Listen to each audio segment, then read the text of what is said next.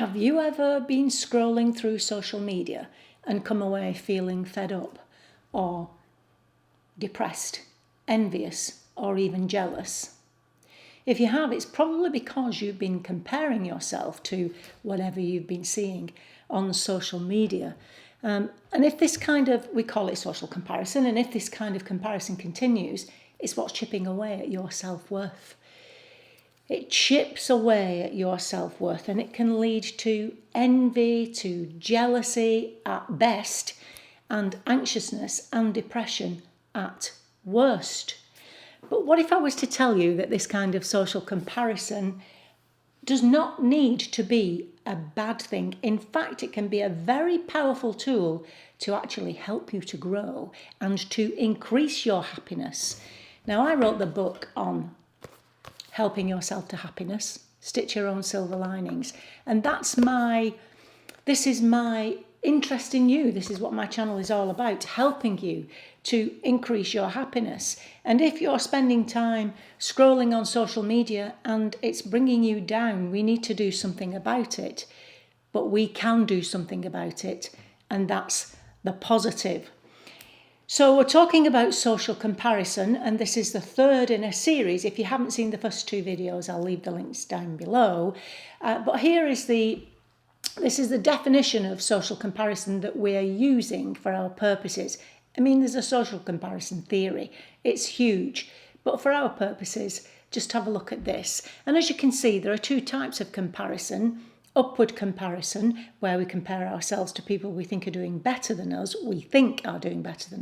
and downward comparison, when we compare ourselves to someone who we think is doing worse than we are. Now, both types of comparison can hurt you or can help you, depending on how you use them. So let's turn this around and switch social comparison from something that drains you into something that drives you and actually increases your happiness.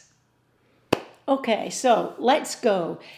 In this short time, I'm going to give you 5 things that you can start to do that's going to help you so that you can start actually enjoying and coming away feeling uplifted and not miserable when you've been scrolling on social media. Okay, number 1. Now, of course, I could say to you, stay off social media. But of course, it's completely unrealistic to say that. I mean, I guess you could take a few days off. But most of us have social media. Well, I say most of us have social media accounts. I've lost mine. My Facebook was hacked and suspended. My Google accounts. All kinds of horrible things have been happening as far as that's concerned. But in general, most people have social media accounts. And to say, to come away from that altogether is unrealistic. So we have to learn how to deal with it and how to use it for our benefit. Let's put it that way. So what I am going to suggest for number 1 is to take a comparison cleanse. So let's face it, there are some things that trigger us. There are some environments that make this comparison worse. Now, you may even have a friend offline who makes you feel like this, but certainly you will be subscribed to certain accounts. Now, you have to be honest with yourself and accept your vulnerability and understand that there are certain people that you either hang around with that will make you feel less than, or if you are subscribed to some channels or Instagram accounts, even if you think the person is lovely, you still may come away feeling inadequate in some way. And have a look at that when you're next scrolling. Think about how am I feeling? How do I feel after this? Do I feel good, bad? Do I feel down? Do I feel less about myself? You've got to be totally honest. If someone always leaves you feeling that little bit down, not massively because it grows, constantly chipping away. So you've got to be honest with yourself and then just unfollow for a short while. Just take a rest from that particular person, just until you can get into the flow of using social media to help you. So that's the first one. See if you can take a comparison cleanse. Now, number 2, I'm talking about turning envy into inspiration. So instead of thinking things like, oh my goodness, look at her, she's my age and look how much more she's done, I'll never be like that. First of all, ask yourself, do I really want what she has? Do I really want exactly the same as that? Now's the time to get your pen and your journal and start writing down how you think, work through it. Ask yourself, what is it about that person or that person's life that you actually want or that makes you feel envious? And then ask yourself, what can I learn from this person? What steps did she take that I could try to achieve that lifestyle, that whatever it is that you're looking at and wish you had? Just see what you can learn from that person and then set some very small, achievable goals with that in mind. This is why you need to think about it with pen and paper.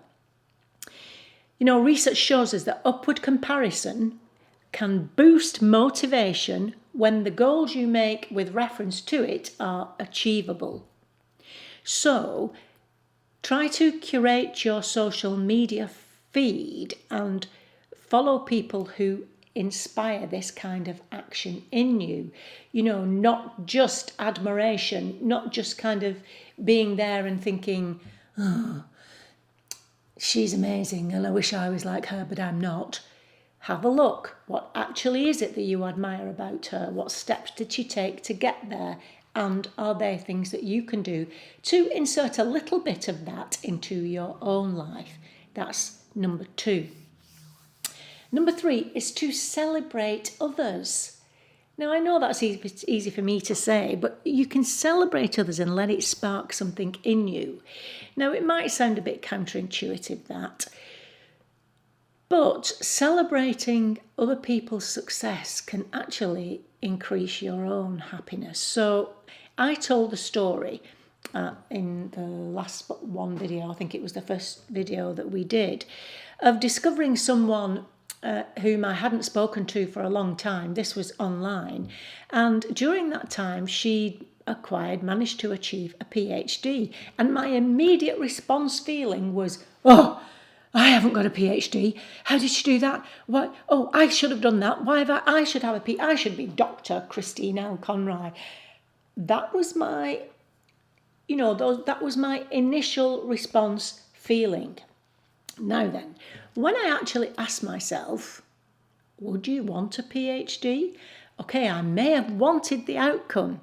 In all honesty, I have neither the inclination nor the capacity to put the effort in that is needed in order to achieve a PhD. So then I could ask myself, what skills or strengths or resources did she show that allowed her that achievement? And can I build those things too? Now, as I've just said, no, I can't. I wouldn't want to. I wouldn't want to. So once I'd broken that down and I was thinking, goodness me, she's clearly put an awful lot of work in to do this. Oh my goodness, could I admire her and celebrate her success. Because of that, I could appreciate her process and the effort she put in. So celebrating that and not just her outcome of being a PhD. When you see, there is that saying, isn't there? Don't compare you just starting out with someone else's celebratory reel at having achieved something. You've got to look at the process and what it takes to get there. And even though you may not want exactly, like I did not want a PhD, but I did think it's been a long time since I've done some new learning. And in Stitch Your Own Silver Lining, the Conroy concept, the T is about trying something new or learning something new. And it dawned on me, I realised that it's been a long time since I've actually done some learning. And I'll tell you about what I did in the next video, but that's what it inspired me to do, and then I took action. You see where I'm going with this? Positive psychology calls this capitalization, where we can share in other people's good news and then feel more connected with them, feel more uplifted and hopeful that there are things that they may have done that can inspire us to take action in our own lives. Okay, number 3, use downward comparison for perspective, not for superiority. So when we say downward comparison, you look at someone else and think, I'm further on than you and I'm a lot better than you are because look where I am and look where you are. No, we're not talking about that. We're not talking about that at all. We're talking about not feeling better because someone else is struggling, but instead acknowledging, recognising and being grateful for our own strengths and our own pathways. And of course, never forgetting to turn around with a helping hand to those people who are further back down the line than you were. That's always a good thing to do. But recognising your own value, how far you've come, what you've done, and being grateful, practicing gratitude. So try thinking to yourself, well, things are not perfect in my life, but look how far I've come. Or I've had some tough times and I'm still standing.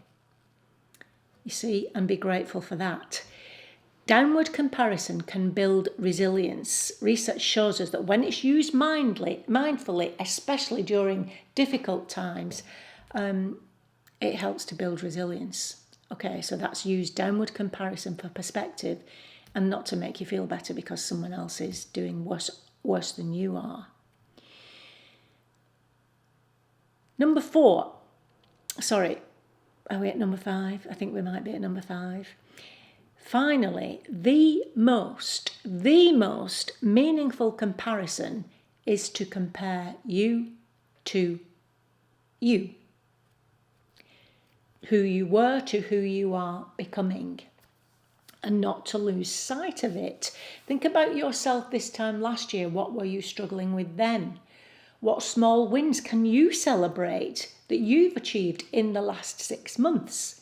What are you working on now? How have you changed? How have you moved forward?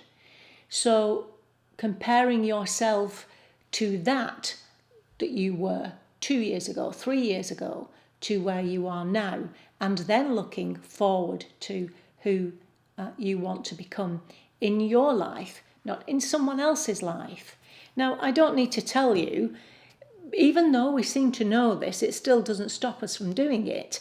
When you look at social media, anything on social media, I mean, when you look at me talking here, someone said to me, you're so natural on camera. You just talk and it looks so natural. I've done this 3 times. I've hacked away at this 3 times in order to get it right. But you don't see that. You see the finished, polished thing. And that's the same with everything you look at on social media. Nobody is putting themselves up there until they know they can be proud of what they've produced. Unless, of course, like people keep asking me to do, to talk about how I do my makeup. And I mean, I'm very in awe and admire those girls, especially those girls in my age who come on and do close-ups with no makeup on and start to put makeup on. But anyway, that's for another time. I am considering a new channel with things like that because, as I say, you asked me things about what I'm wearing, and I did when we first started talk about skincare because I believe it gives me confidence looking good. And so I used to do that to start with. Maybe I will start a second channel on that. Let me know what you think. But getting back to this and comparing, you just looking at the finished polished product, you don't see what they've had to go through to get there. And so you've always got to bear that in mind when you're looking at images. I'm going to leave a video down below. It's an old video of when I was young, because obviously young girls suffer dreadfully with this. When I was a young girl, it was magazines, and I used to look through magazines and think, oh, look, she looks amazing, and oh, she's slimmer than me, and her skin looks amazing, and all of those things. And then a video came out. I think it was Dove brought the video out. I can't show it on my video, but I will leave a link to it down below. When I saw that, excuse the quality of it, I think it was in the 80s, but of what they actually did in order to get this girl on the billboard looking sensational, there was no way anybody would ever compete with that because it isn't real. It wasn't real. It was unreal. And it gives an unfair, a competition. There is absolutely no way. And we know this. I think certainly women of our age can look at things and think, Nevertheless, we still beat ourselves up about these things, and I want us to stop it. So please try these 5 things to start with, and let me know how you get on. And then if we need to, we can go into this more deeper. But if you can celebrate your own, how far you've come, it taps into what's called intrinsic motivation, which is far more powerful and sustainable than trying to compete with others. Okay, let me know what you think in the comments box. Watch this video next. And I'll see you over there. Bye bye.